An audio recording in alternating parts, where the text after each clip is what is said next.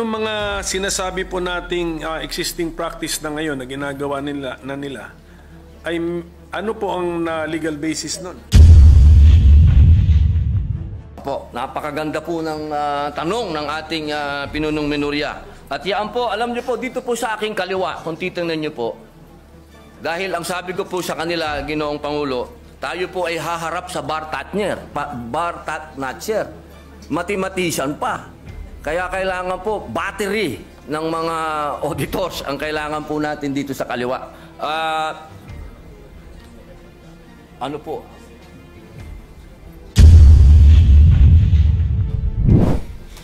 Mahal na Pangulo, maiksing manifestasyon lamang po. Opo, please proceed. Ginoong Pangulo, matiyaga pong naghihintay ang inyong lingkod na matalakay po ang matagal na pong nabinbin. Ito pong patungkol po sa medical cannabis bill. Inaantay ko po na ito ay mapag-usapan po sa plenaryo at inaantay ko pa rin po ang aking mga kasamahan na mag-i-interpellate po dito.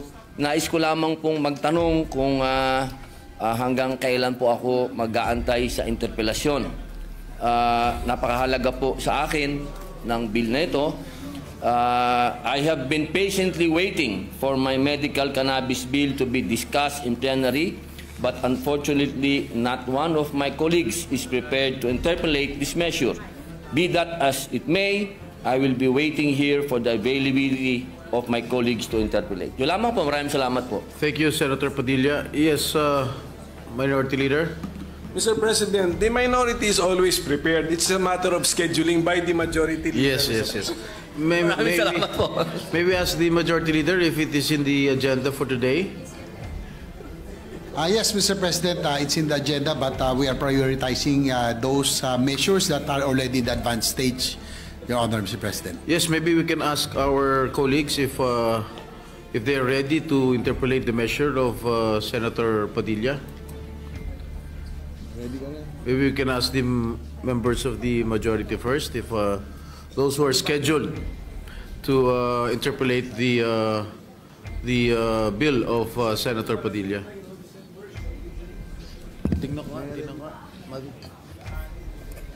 I think those who are scheduled to interpolate the bill of Senator Padilla is this representation.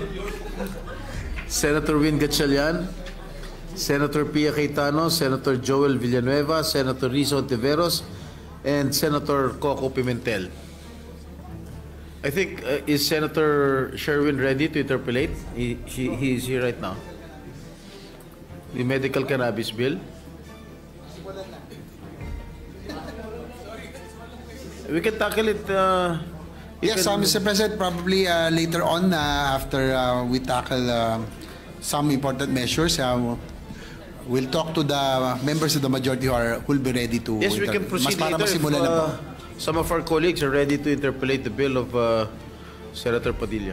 Maraming salamat po uli sa ating pinunong minorya sapagkat napakahalaga po ng panimulang salita sa usapin nito sapagkat ito pong ating isinusulong, ito po ay bunga ng isang revolusyon na naganap sa ating bayan na ipinaglalaban po ang kaban ng bayan. Ibig pong sabihin, ito pong COA na atin pong binabanggit dito, Ginoong Pangulo, ito po ay napakahalaga ng papel nito sa ating bayan. Sapagkat kung atin pong babalikan ang kasaysayan ng ating bansa, nabuo ang revolusyon dahil sa kapabayaan, pangungurakot, pagnanakaw, lahat na po, sabihin na natin, kaya po nagbunga ng revolusyon. At kung titingnan po natin sa 1987 Constitution, napakalaki po ng papel ng COA. Ang sabi po dito sa Article 9, Constitutional Commission, ayan po letter D, Commission on Audit. Ayan po.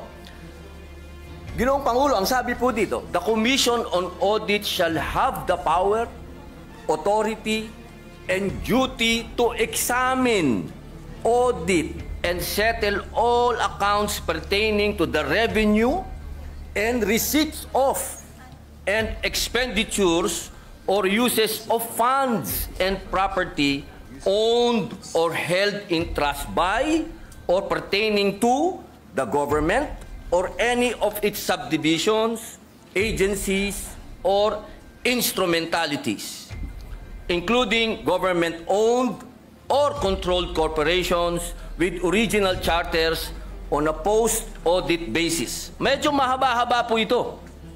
Kasi kasama po dito, pati po yung mga state colleges, lahat po ay sakop ng COA, Ginoong Pangulo. Ngayon, meron lang po tayong pinagdadaanan na, siyempre po, sa takbo po ng panahon, mahal na Pangulo, hindi naman po pwede na magmula po 1987 na nagawa po itong saligang batas, ang pinakamataas na batas dito sa ating bayan, hindi po nagkakaroon ng mga hakbangin para palakasin pa ang binigay na kapangyarihan sa COA. Alam niyo po, Ginoong Pangulo, ang ating pong COA ay masasabi po natin na international na ang kanilang standard. Dahil sa amin pong mga ginawang pagdinig, ang COA po ay miyembro at palagi ang uma-attend ng mga international seminars at studies patungkol po sa pag-audit. Ang kailangan lang po natin ngayon, mga mahal kong kababayan, ay yung kapangyarihan na ibinigay po sa kanila ay palakasin natin. Hindi inuulit ko po Hindi po natin dinadagdagan. Wala po yan, bawal po yan. Ang gusto po natin, mahal na Pangulo, ay palakasin po yung mga ibinigay sa kanilang kapangyarihan. Kaya meron po dito sa ating panukala na mga bago pong probisyon. Pero ito pong mga probisyon nito, mahal na Pangulo, hindi na po ito bago. Meron pong ilan na pinapractice na, meron pong ilan na masasabi nating bago. Pero yung pong mga bago na yun, pagka atin pong pinag-usapan, ay parang hindi na rin bago. Kaya po, aking mahal na Pangulo at ang atin pong pinakamamahal din na pinunong minorya na pagka binalikan po natin ang kasaysayan, ako po ay talagang punong-puno ng kaligayahan sapagkat ang tatay po ng ating pinunong minorya at ang tatay ko po'y magkasama. Sila po'y magkasama nung panahon ng revolusyon. Kaya ito pong pinag-uusapan natin ay parang continuation po ito kung ano ang pinaglaban ng aming mga ama. Kaya ako po, mahal na Pangulo, hindi ko po sinasabing ako po'y eksperto, hindi po ako magaling sa batas, hindi din po ako mathematician, hindi din po ako auditor, ako po'y isang revolusyonaryo. Kaya ang hinihingi ko po sa aking mahal na kaibigan, sa ating pong pinunong minorya, ay maging kapartner ko po siya dito sa paglinang ng panukala na ito.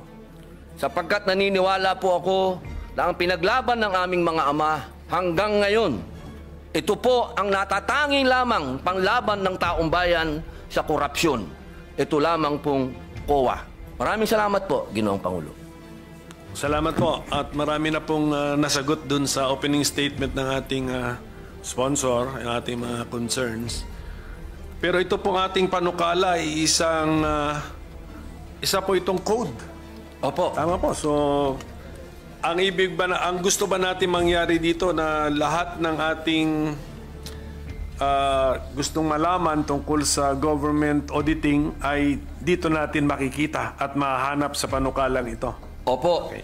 Alam niyo po, katunayan po, mahal na Pangulo, noong nagsagawa po kami ng pagdinig, napaka eye-opener po Sapagkat marami po talaga na hindi naman nasasaad sa batas, pero kanila na po itong isinasagawa at ginagawa na po nila. Ang kailangan po natin ngayon na Ginoong Pangulo, maging batas po para mas lalo pong maging masabi pong matalim ang kanilang ipin po. Pero yung mga sinasabi po nating existing practice na ngayon na ginagawa nila ay ano po ang legal basis nun? Opo. Kasi ito ba siyempre bago nila ginawa yan, kinover muna nila sarili nila ng ano ba tawag, circular ba? Opo, Is it circular. Opo. Opo. Sige. Ano po ang legal basis ng Commission on Audit para sa kapangyarihan nila sa pag-issue ng circular? Opo, napakaganda po ng tanong ng ating pinunong minorya. At yan po, alam niyo po, dito po sa aking kaliwa, kung titingnan niyo po, dahil ang sabi ko po sa kanila, Ginoong Pangulo, tayo po ay haharap sa bar Tatnatcher. Mathematician pa. Kaya kailangan po, battery ng mga auditors ang kailangan po natin dito sa kaliwa. Ano po?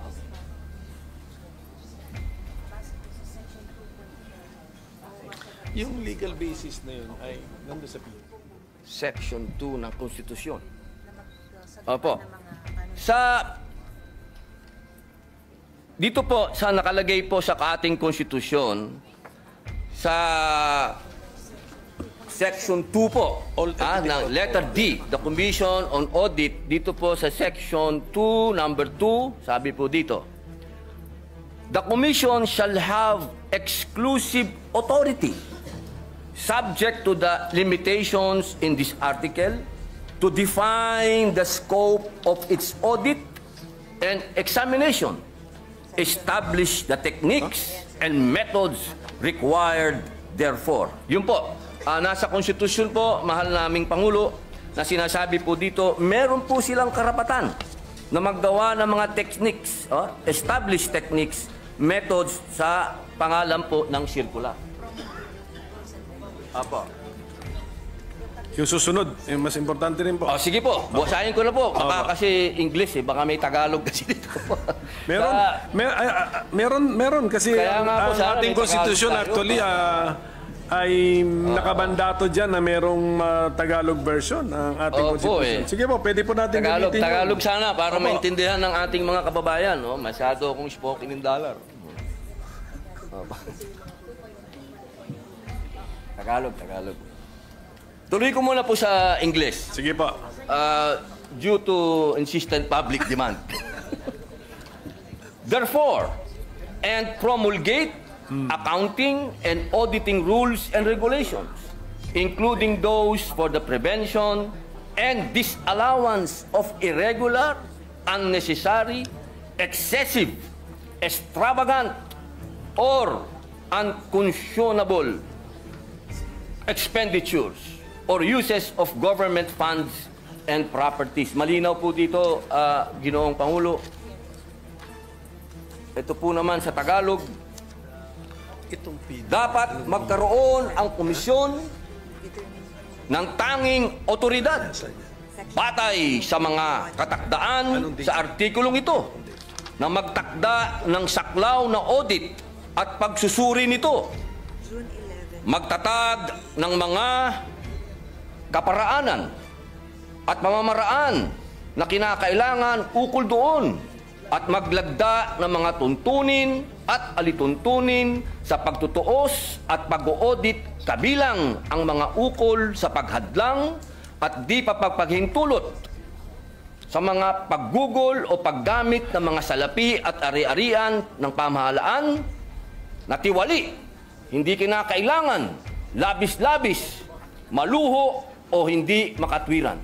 Yun po, Ginoong Pangulo. So, sa ngayon po, ang COA, aside from the circulars that they have issued, and aside from the constitutional basis in the 1987 Constitution, ano po ang batas na nag-govern sa kanilang mga kilos? Sa ngayon po ay Sa ang ngayon, saligang yes. batas. At siyempre po, yung pong nakaraan, nung panahon po ng tayo pa po ay nasa panahon pa ng Marcos Sr., meron po tayong Presidential Decree 1445. Opo, doon po nagbase halos... Opo. And that is a 1978 law. So, ibig na, ang gusto natin na sabihin ngayon, ang basic and fundamental auditing code na sinusunod ng COA sa ngayon is a 1978 law. Opo, Okay. opo. Yung 1978 auditing code na yan, paano naman siya binago ng mga detalye na nandun sa 1987 Constitution?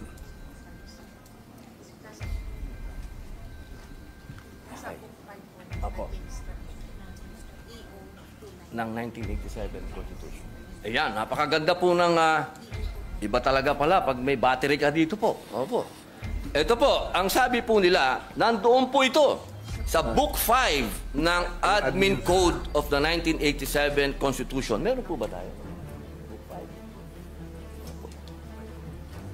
5. Of the admin code. Opo, Admin Code. So, meaning to say, according to our resource persons, Book 5 of the Administrative Code of 1987 repealed, even indirectly, repealed or replaced the June 1978 Government Auditing Code? Or ano sila, complementary sila? Opo. Opo. Siya daw po ay complementary. Okay, sige. Opo, Kaya nga, ang tanong ko nga, Mr. Opo. Okay. So, ang gusto nilang sabihin sa atin is, sa ngayon, hindi naman talaga nakarely ang COA sa isang 1978 na issuance. Opo. Pati na rin sa Book 5 ng Admin Code ng 1987. Okay. Opo. Kaya po ang next tanong ko, kung medyo na-update na rin naman pala, ano po naman ang pagbabago na ating ilinagay sa ating panukala such that it is more desirable now to have this new government auditing code? Opo. Opo, pwede po natin itong isa-isahin kung ano po yung mga bagong provision. Mga bagong idea muna. May mga bago ba tayong idea o bagong approach dito sa ating panukala? Kasi kung unless sasabihin nyo po sa amin na Opo.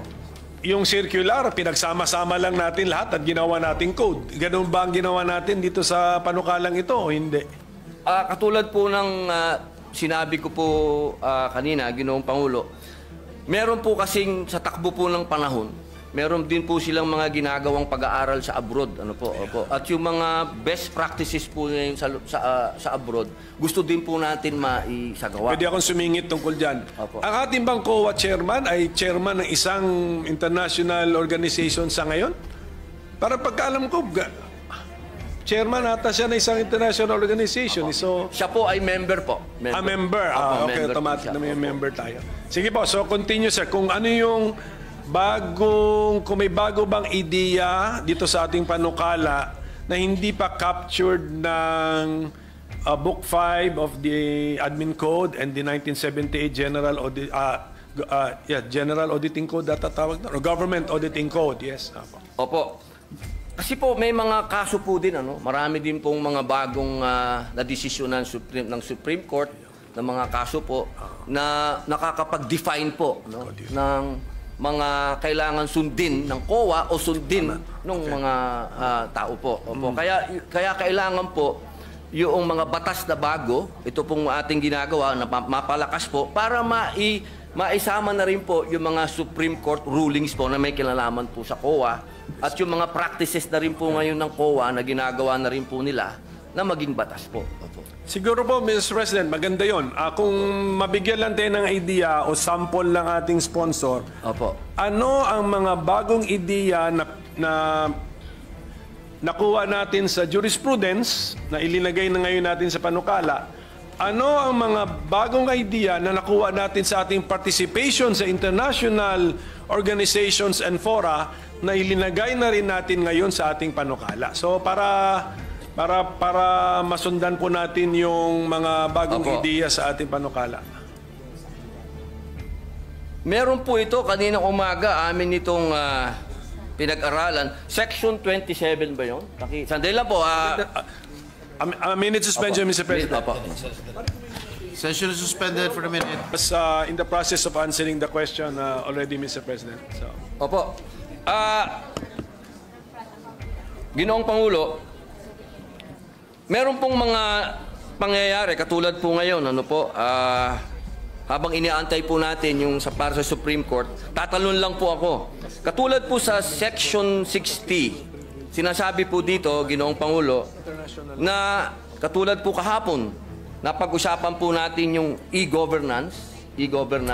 So dito po sa Section 60 ng ating panukala, nasasabi po dito, ay dinagdag po natin ang electronic transaction, katulad ng electronic documents, electronic collection, and electronic project.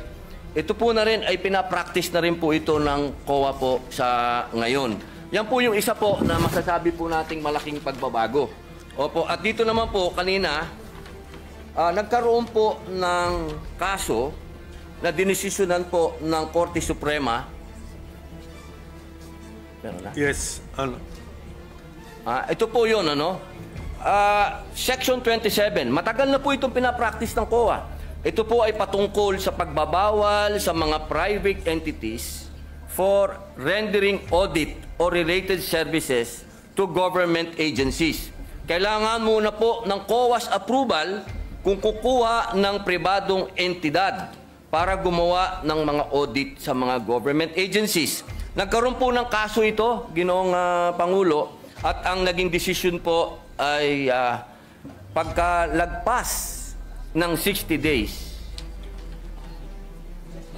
Iba pala to. Sorry po. Ang sabi po dito, hindi po pwede.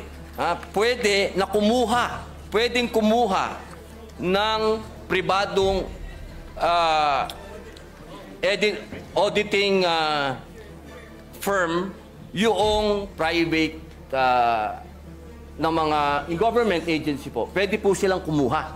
Opo. Hindi po pwede na ang sinasabi po, kasi ito, ang ano po nito, galing po ito sa deliberasyon ng 1987 Constitution.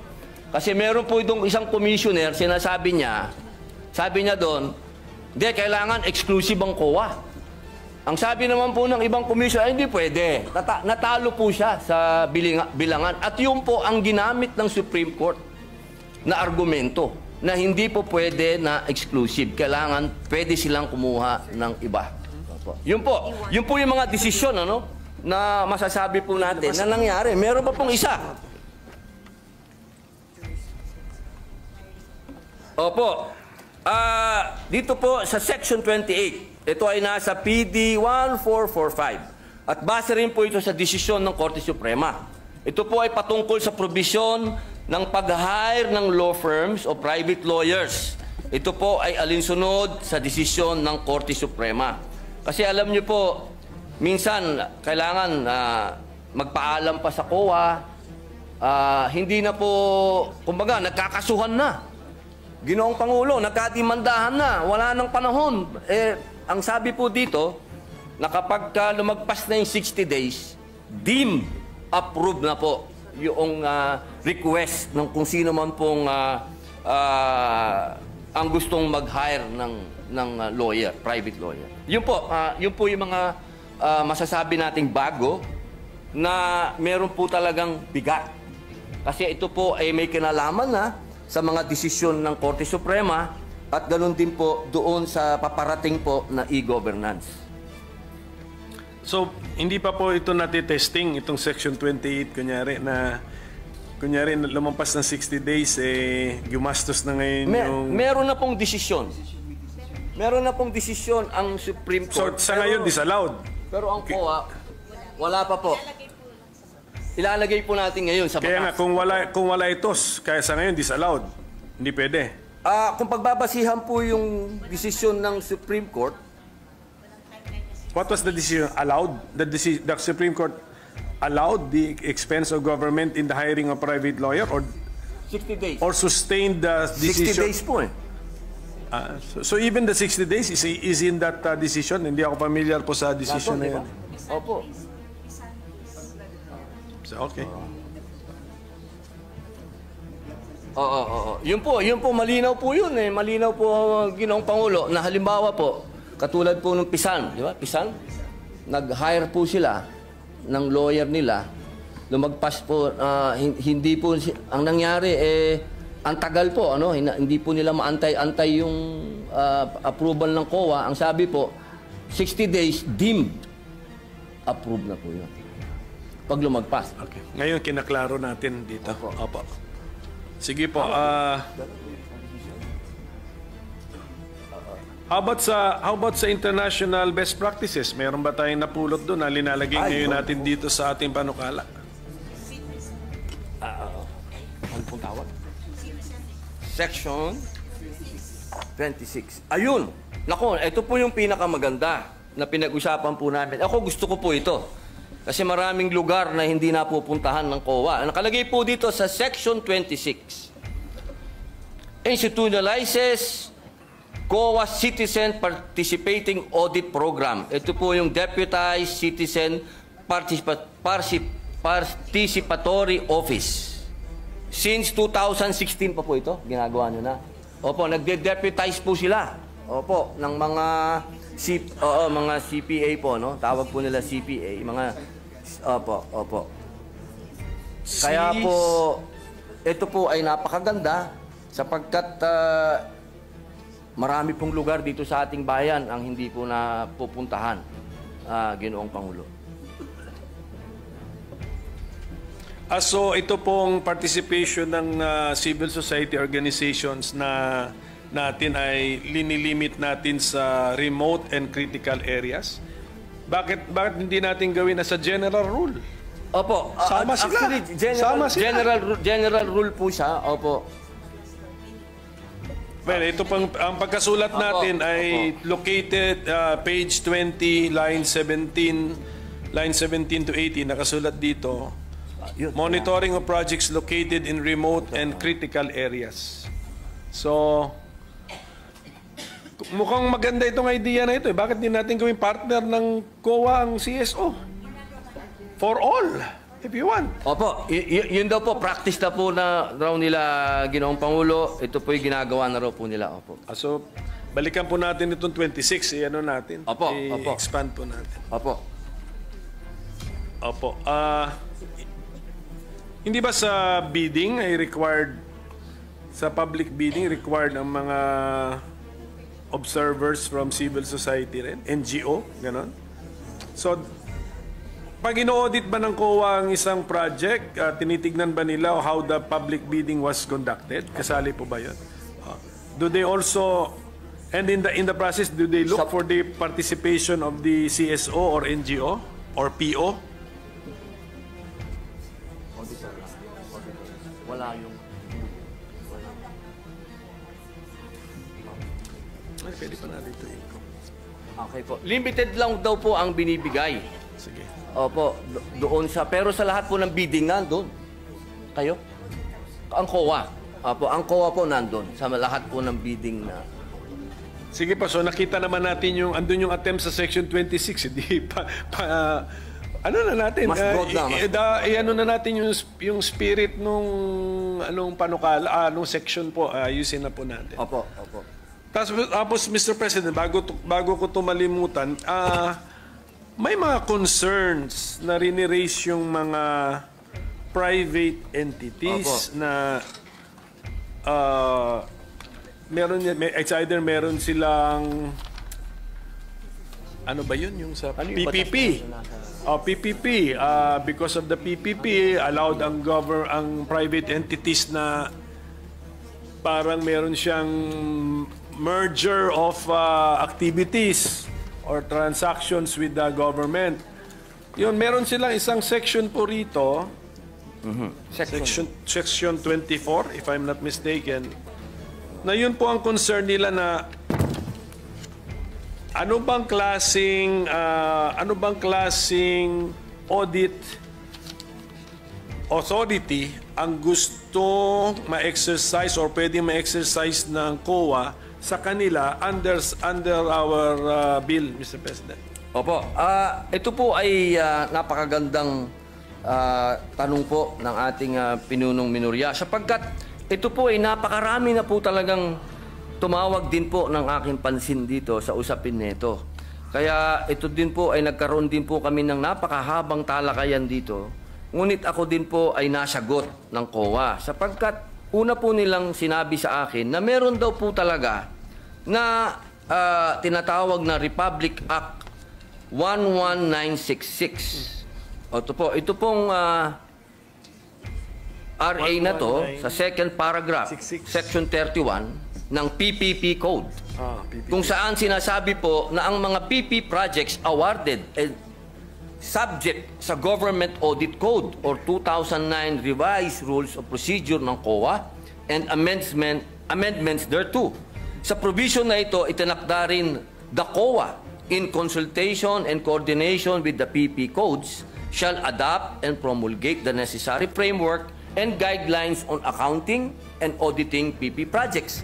Kaya dito po, sa ating Section 24, maliwanag naman po dito, ito ay patungkol sa limited jurisdiction ng COA sa mga private entities, kasama na rito ang public utilities. Kung meron po tayong mga pumasang batas na patungkol po dyan, yung RA number 11659, ito po yung Public Service Act.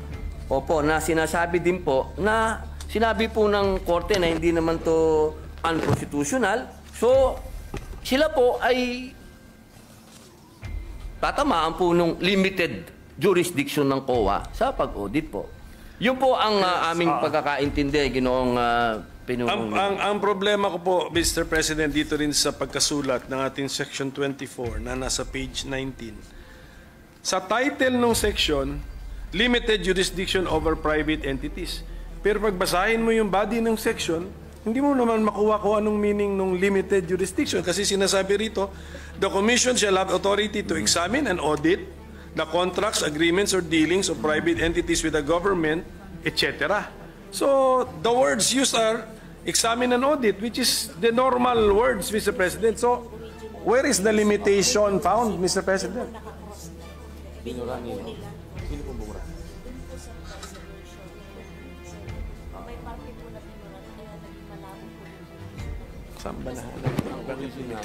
Okay. Maganda po ng naging talakayan dito sa amin. Napakaganda po kasi ng katanungan ng ating pinunong minorya. At alam niyo po, ito po kasing pinag-uusapan natin ngayon, ito po ay galing pa sa Presidential Decree number 1445. Patingin ng 1445. At ito po ay at ang amin pong napagdesisyonan, amin pong i-specify dito sa Section 24 na malinaw kung ano po yung dadaan sa audit. Ibig pong sabihin, kung ano lamang po yung dinapuan ng pera ng gobyerno, doon po sa PPP, doon lang po sila may karapatan na mag-audit. Kung saan lang po dumapo yung pera po ng gobyerno. Pero maliban po doon, wala po silang pwedeng silipin doon po patungkol doon sa private na kumpanya. Pero sa ngayon po ating sponsor na sa pagkakasulat ngayon, medyo hindi yan limited jurisdiction. Opo. Tama, okay, Opo, sige opo. po. At least, tinatanggap po ng ating so malalaman lang natin ito or kung kami ba ang ating mga kasama ba ay sasang-ayon sa amendment, kung marinig na namin kung paano natin mahuhuli yung konsepto ng limited jurisdiction. Opo. Sige po. Opo. So at least maganda po yan at malaking bagay na po yan na yung parang agam-agam nila, yung worry nila, concern na... Opo. Natural po yung kanilang pag-aalala sapagkat sila po ay mga investor din po. Siyempre po, kailangan din natin alagaan yung mga investor.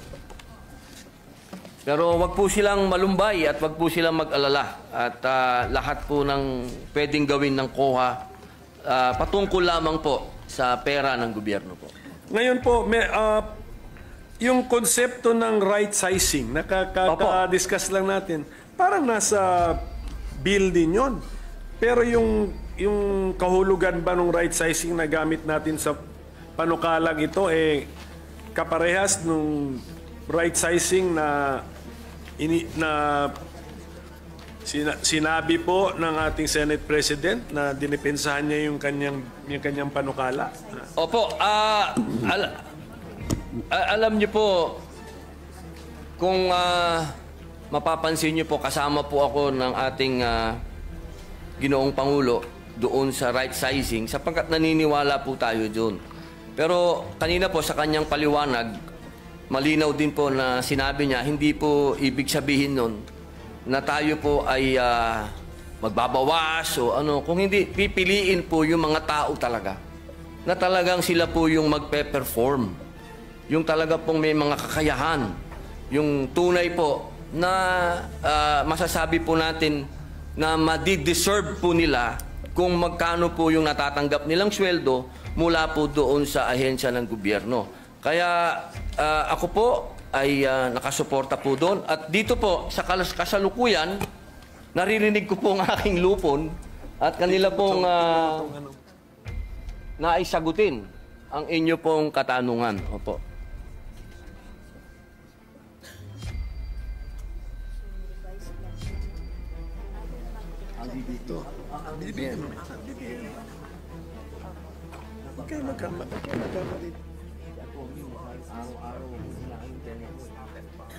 Opo. Katunayan po, Ginoong Pangulo, lahat po ng aksyon ng COA na may kinalaman po sa organisasyon po nila, ito po ay dumadaan po sa DBM. Yun, Opo. Ito po ay ina-approve ng DBM. Ang kanila pong tinatawag na revised plantilla.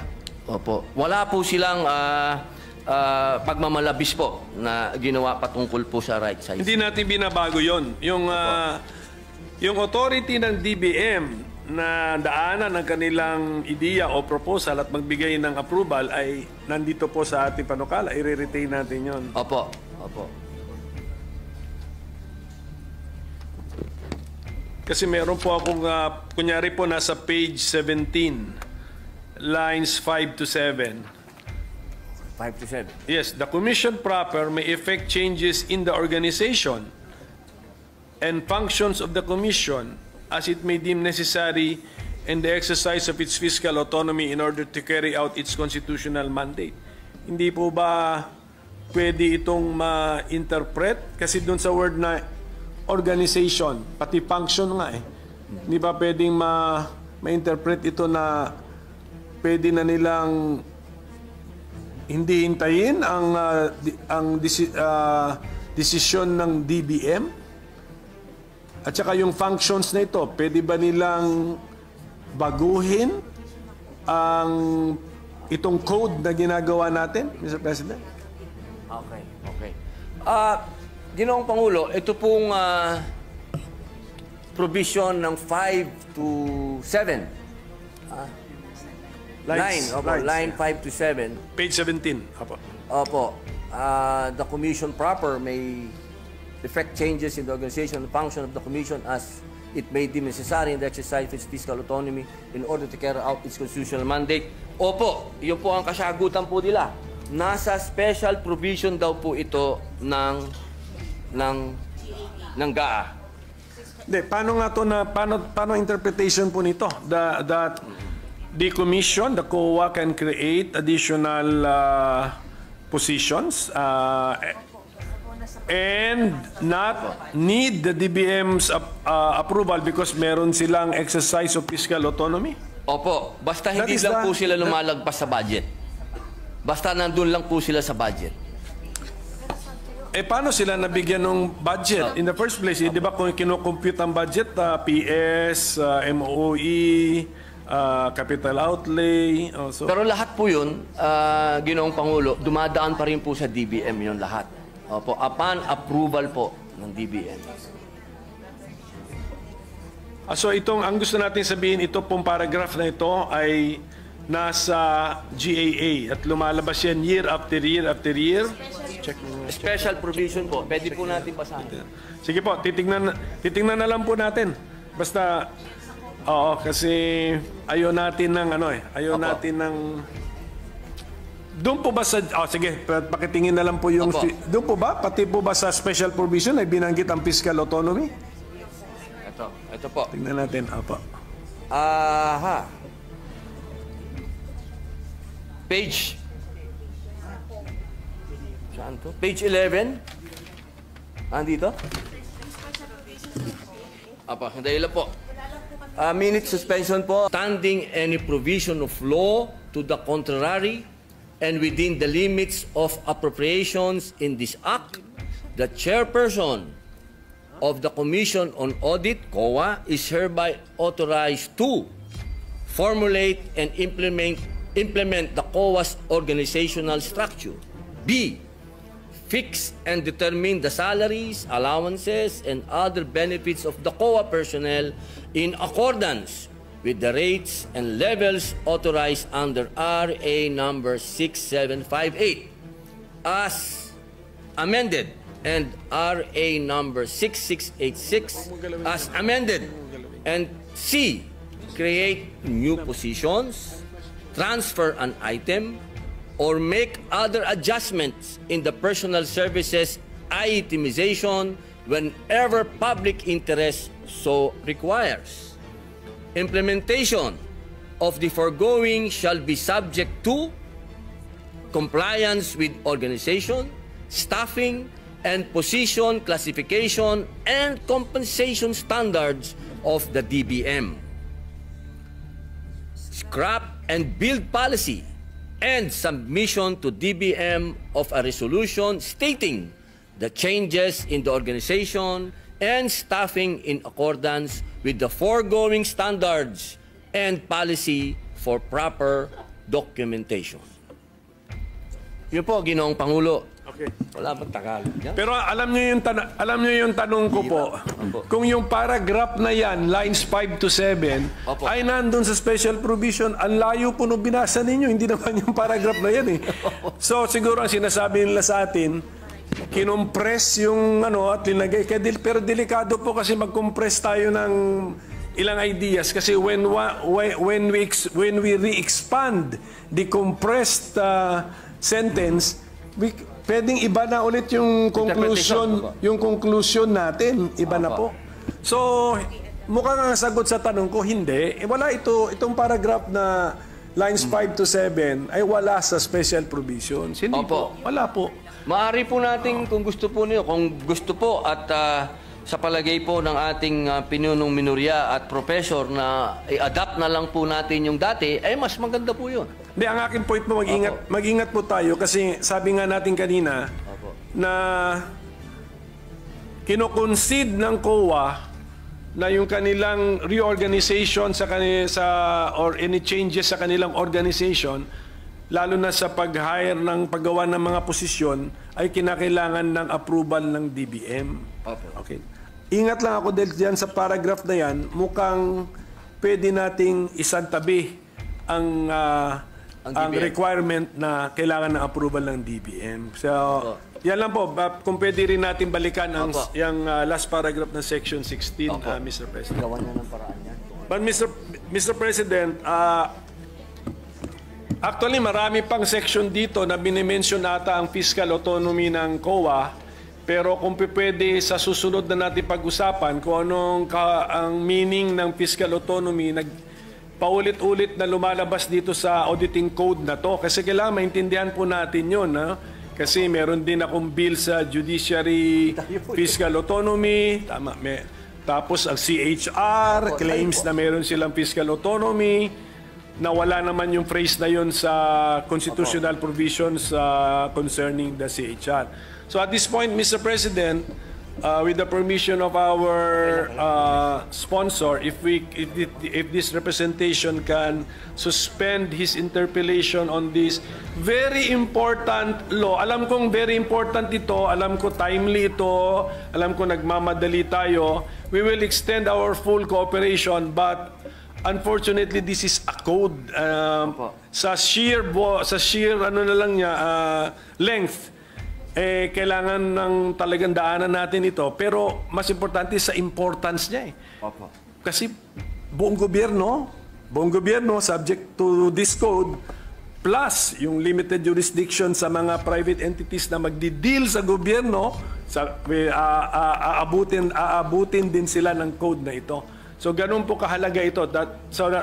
Kaya sana maintindihan po ng ating mga resource persons na iti-testing natin yung mga ideas, yung mga concepts, old concepts, i-testing natin kung relevant pa ba, applicable pa ba. Then kung yung mga new concepts, iti-testing din natin kung mag-work ba sa tunay na buhay. So that is the purpose of our interpellation. But we are the minority is supportive of this bill. Napapanahon na. If 1978 yung PD, 1987 yung Book 5 ng Admin Code, ano na po yun? I mean, 30 plus years na ang basis. Nagbago na mundo. Sige po. So, and of course, I know for a fact na very exposed ang ating mga auditors to their participation in international organizations and fora. And in fact, meron tayong mga auditors na hina-hire ng UN.